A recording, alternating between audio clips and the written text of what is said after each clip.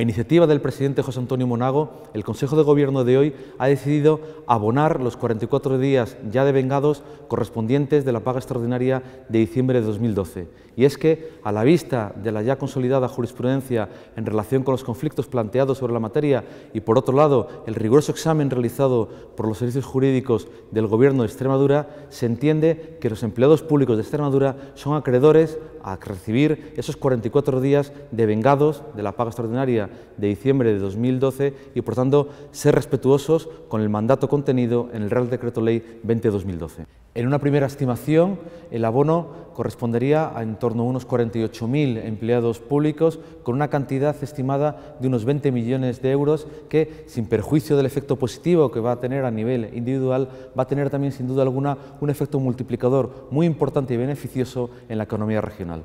Se trata, en definitiva, de una manifestación del real compromiso del presidente José Antonio Monago por dignificar y reconocer la labor, el trabajo de los empleados públicos de la Comunidad Autónoma de Extremadura como un pilar básico para la calidad de los servicios que reciben todos los extremeños.